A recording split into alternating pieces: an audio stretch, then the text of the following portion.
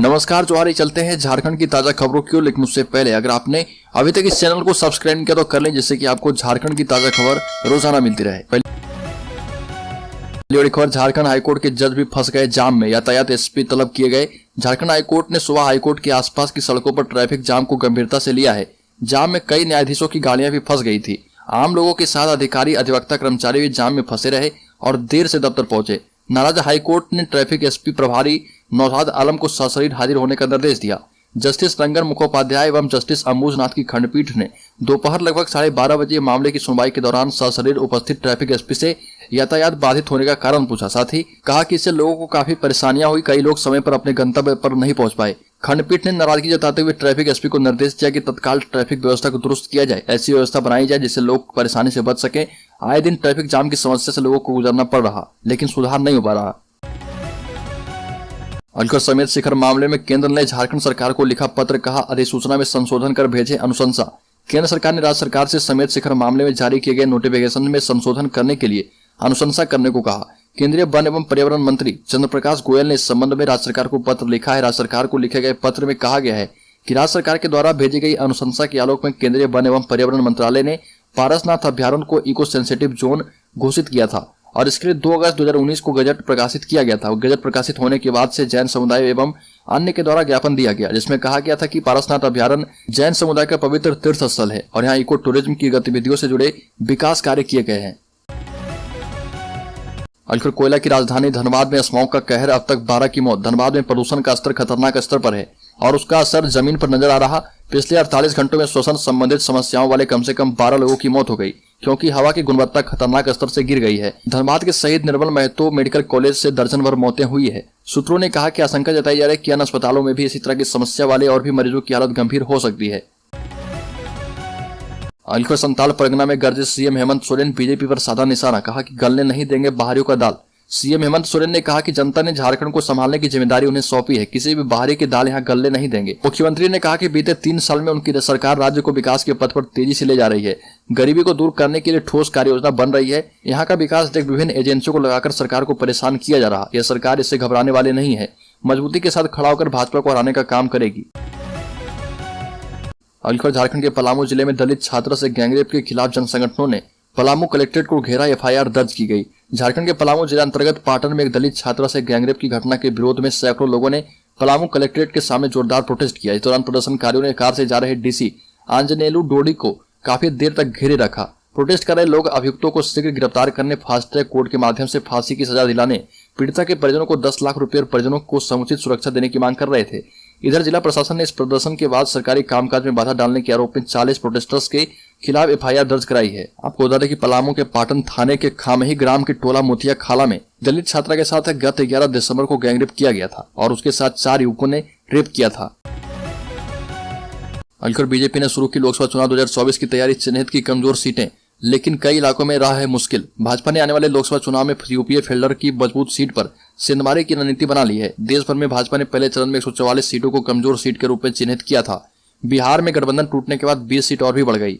पूरे देश में भाजपा ने ऐसी 160 सीटों को चिन्हित किया है, जिसमें झारखंड की चाईबासा और राजमहल की सीट है। झारखंड की दोनों सीटों पर भाजपा का विशेष फोकस होगा। इसके लिए राष्ट्रीय स्तर पर चुनावी रणनीति का खाका तैयार किया गया है। राष्ट्रीय महामंत्री विनोद चापड़े के साथ भाजपा के आला नेता इस कोर टीम में शामिल है।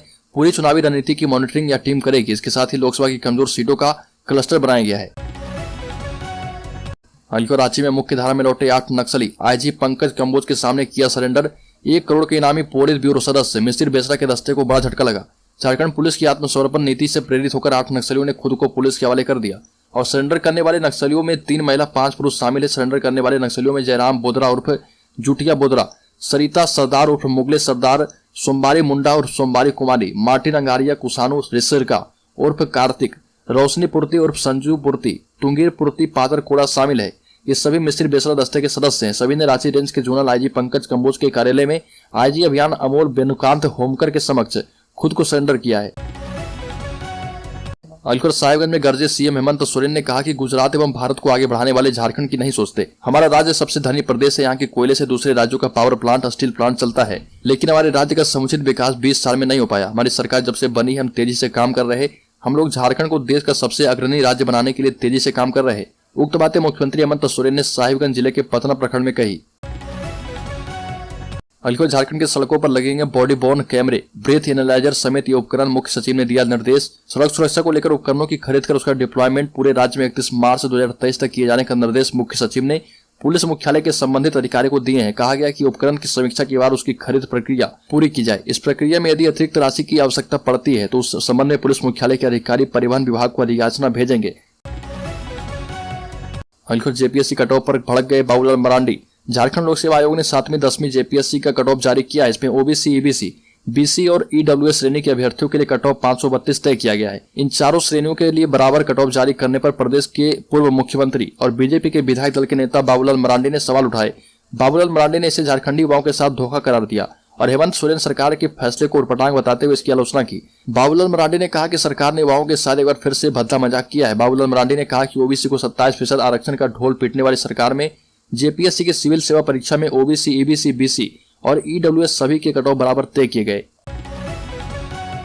अलीगढ़ खतियानी जोहार यात्रा के तहत 18 जनवरी को सीएम हेमंत सोरेन आएंगे गिरिडीह। मुख्यमंत्री हेमंत सोरेन 18 जनवरी को खतियानी जोहार यात्रा के दूसरे चरण का शुरुआत करेंगे। इस यात्रा की शुरुआत गिरिडीह से की जाएगी। इसको लेकर झारखंड मुक्ति मोर्चा कार्यकर्ताओं में काफी उत्साह है। 18 जनवरी को सूबे के मुखिया हेमंत सोरेन गिरिडीह पहुंचेंगे। सीएम खतियानी जोहार यात्रा के दूसरे चरण की शुरुआत गिरिडीह से करेंगे। सीएम के आगमन को लेकर जेएमएम कार्यकर्ताओं की ओर से तैयारी शुरू कर दी गई है और इसको लेकर विधानसभा स्तरीय बैठक बेंगाबाद के खंडौली पर्यटन स्थल पर आयोजित की गई। अलीगढ़ केंद्रीय स्वास्थ्य मंत्री डॉक्टर मनसुख मांडविया ने कालाजार उन्मूलन पर समीक्षा बैठक की। केंद्रीय स्वास्थ्य मंत्री की वीडियो कॉन्फ्रेंसिंग में रांची से स्वास्थ्य मंत्री बन्ना गुप्ता भी शामिल हुए। कालाजार को लेकर बैठक में बिहार, झारखंड, उत्तर प्रदेश और पश्चिम बंगाल के स्वास्थ्य मंत्री शामिल हुए। कालाजार उन्मूलन पर समीक्षा बैठक केंद्रीय स्वास्थ्य मंत्री डॉक्टर मनसुख मांडविया ने अभिनेता मनोज वाजपेयी के द्वारा कालाजार पर वीडियो के माध्यम से दिए गए संदेश को भी लॉन्चिंग किया और इस अवसर पर प्रधानमंत्री मोदी के द्वारा मन की बात कार्यक्रम में उनके द्वारा दिए गए संदेश को भी सुनाया, जिसमें उन्होंने कहा था कि बालू मक्खी पर नियंत्रण और कालाजार रोग की जल्द से जल्द पहचान और उसका पूरा उपचार कालाजार के उन्मूलन के लिए बहुत आवश्यक है।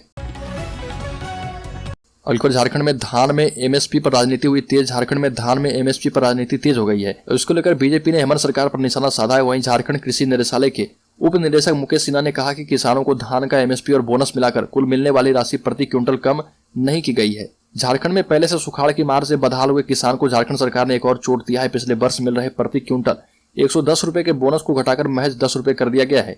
इसको लेकर बीजेपी ने सरकार की कड़ी आलोचना की और कहा कि सरकार 25 रुपए प्रति क्विंटल का अपना वादा निभाया। भारतीय जनता पार्टी ने इसे राज्य के अन्नदाता के साथ कांग्रेस, राजद और झारखंड मुक्ति मोर्चा का चुनावी धोखा करार दिया। अलीगढ़ हेमंत सोरेन सरकार के लिए नई मुश्किल। नियोजन नीति को लेकर गठबंधन में हुई फूट। नियोजन नीति पर प्रदेश में जारी घमासान के बीच अब गठबंधन सरकार में शामिल कांग्रेस पार्टी ने चौंकाने वाला बयान दिया। झारखंड प्रदेश कांग्रेस कमेटी के अध्यक्ष राजेश ठाकुर ने हेमंत सरकार के द्वारा लाई गई नियोजन नीति को दोषपूर्ण बताया। राजेश ठाकुर ने कहा कि राज्य सरकार की नियोजन नीति दोषपूर्ण थी और यही कारण कि कोर्ट ने इसे खारिज कर दिया। नियोजन नीति नहीं बनने से युवा एवं बेरोजगारों में आक्रोश है। कांग्रेस ने हेमंत सरकार को नई नियोजन नीति बनाने के लिए 1 महीने का समय दिया है और इसके बाद कांग्रेस आगे की रणनीति तय करेगी। अलीगढ़ टाटा स्टील का बड़ा फैसला। नाइट शिफ्ट में भी काम करेगी महिलाएं। इन 3 राज्यों की सरकारों को भेजा प्रस्ताव। लौ नगरी जमशेदपुर की महिलाएं आज हर क्षेत्र में आगे बढ़ ऐतिहासिक उपलब्धियां हासिल कर रही है और अब टाटा स्टील ने कंपनी की एक पूरी यूनिट को महिलाओं के जिम्मे सौंपने का निर्णय कर लिया है। इस यूनिट में महिलाएं तीनों शिफ्ट में काम करेंगी। स्थापना काल से ही कंपनी कर्मचारियों और समाज के लिए कई ऐसी योजनाएं लाई है जिसे बाद में केंद्र सरकार ने कानून का रूप दिया और इसमें पीएफ, ग्रेचुटी, मेडिकल सुविधा समेत अन्य कई ऐसी सुविधाएं हैं जिसकी पहल टाटा स्टील ने की, जिसके बाद में देश में कानून का रूप लिया। इसी तरह की एक और बड़ी पहल टाटा स्टील महिला सशक्तिकरण की दिशा में करने जा रही है। टाटा स्टील के global CEO and MD TB Narendran ने पिछले दिनों एक कार्यक्रम के दौरान इस बात का जिक्र करते हुए कहा कि नाइट शिफ्ट में महिलाओं के काम करने को लेकर प्रबंधन ने झारखंड, ओडिशा और गुजरात सरकार को प्रस्ताव बनाकर भेज दिया है।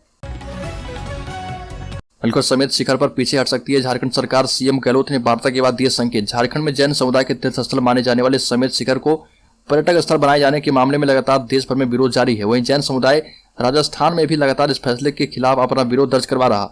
ऐसे में अब राजस्थान के मुख्यमंत्री अशोक गहलोत ने झारखंड के मुख्यमंत्री से इस मसले पर बातचीत की है। माना जा रहा है कि जैन समाज के बढ़ते दबाव को लेकर सीएम ने झारखंड के मुख्यमंत्री से वार्ता की। मुख्यमंत्री ने बातचीत के बाद कहा कि झारखंड के मुख्यमंत्री ने यकीन दिलाया कि वो भी चाहते हैं कि इस मुद्दे को जल्द से जल्द सकारात्मक हल निकाला जाए। हालांकि इस मसले पर आने वाले दिनों में क्या फैसला आता है उसी के आधार पर जैन समुदाय आगे की रणनीति तय करेगा। अलीगढ़ साहिबगंज में पुलिस ने रूबिका के स्वजनों को सौंपी पोखर किनारे मिली खोपड़ी। गांव में फिर से पसरा मातम, परिजनों ने सिर को दफनाया। बोरियो पुलिस ने मान लिया कि 31 दिसंबर को पुराना शिवालय के पास से बरामद खोपड़ी रूबिका की है। डीएनए जांच के लिए सैंपल लेने के बाद उसे स्वजनों को सौंप दिया गया है। स्वजनों ने उसे दफना भी दिया। खोपड़ी लेकर पुलिस कर्मियों के पहुंचने पर गोड्डा पहाड़ पर एक बार पुनः मातम पसर गया और एएसआई बिरबल यादव के नेतृत्व में खोपड़ी को डीएनए सैंपलिंग के लिए फूलो झानो मेडिकल कॉलेज दुमका भेजा गया था। वहां चिकित्सकों की टीम ने मजिस्ट्रेट की मौजूदगी में सैंपल लेकर खोपड़ी वापस कर दी। अखिल भारतीय विद्यार्थी परिषद ने केंद्र सरकार से उच्च शिक्षा और शोध के लिए जीडीपी का 2% बजट निर्धारित करने की मांग की। इस संबंध में एबीवीपी के राष्ट्रीय महामंत्री याज्ञवल्क्य के शुक्ल के नेतृत्व में एक प्रतिनिधिमंडल ने केंद्रीय वित्त मंत्री निर्मला सीतारमण से मुलाकात की और उन्हें ज्ञापन सौंपा। वित्त मंत्री को दिए गए ज्ञापन में राज्य विश्वविद्यालय की दशा के सुधार पर ध्यान देने, राष्ट्रीय शिक्षा नीति के क्रियान्वयन के लिए बजट निर्धारण, शोध के लिए आधारभूत संरचना के विकास आदि की भी मांगे की है। साथ ही एबीवीपी ने ज्ञापन के माध्यम से ग्रामीण क्षेत्रों एवं लघु शहरों में आधारभूत ढांचे के विकास, जिला केंद्रों पर स्तरीय बहु खेल स्टेडियम की मांग की। अलवर लोकसभा चुनाव को लेकर बीजेपी ने कसी कमर। बाबूलाल मरांडी ने कहा कि जहां लोकसभा सीट हारे हैं वहां पर संगठन को करेंगे मजबूत। झारखंड में भाजपा 2024 के लोकसभा चुनाव में 14 सीटों पर कमल खिलाने के उद्देश्य से काम कर रही है और इसकी शुरुआत पिछले 7 जनवरी को पश्चिमी सिंहभूम के चाईबासा लोकसभा क्षेत्र से देश के गृह मंत्री अमित शाह करेंगे। भाजपा ने पहले चरण में उन लोकसभा क्षेत्रों को फोकस किया है जहां पिछले बार के चुनाव में कमल नहीं खिल पाया था। अलवर, धनबाद, रामगढ़ और फुसरो में दामोदर को बचाने के लिए खर्च होंगे 1091 करोड़। झारखंड की प्रमुख नदी दामोदर को बचाने के लिए 1091 करोड़ रुपए खर्च किए जाएंगे। नमामि गंगे परियोजना के तहत धनबाद, फुसरो और रामगढ़ में दामोदर में गिरने वाले सभी नालों और सीवर लाइन को डाइवर्ट कर सीवरेज ट्रीटमेंट प्लांट में पहुंचाया जाएगा और यहाँ से पानी को साफ कर दामोदर में पहुंचाया जाएगा। इस राशि से तीनों शहरों में सीवरेज ट्रीटमेंट प्लांट बनेंगे। योजना के तहत रामगढ़ में 238 करोड़, फुसरो में 53 करोड़ और धनबाद में 800 करोड़ रुपए खर्च किए जाएंगे। अलवर, झारखंड में ग्रीन कार्ड धारकों के थाली से चावल हुई गायब। सरकार मुहैया कराने में फेल। झारखंड में 15 नवंबर 2020 को बड़े तामझाम के साथ ग्रीन कार्ड योजना शुरू की गई थी। इस योजना के तहत ऐसे परिवारों को 1 रुपए में 5 किलो चावल देने की बात की गई, मगर हकीकत यह है कि पिछले कई महीनों से झारखंड के ऐसे 15 लाख कार्डधारियों को चावल नसीब नहीं हो पाया। हालांकि कुछ जिलों में वैकल्पिक व्यवस्था के तहत चावल ग्रीन कार्डधारियों को उपलब्ध करवाई जा रही है।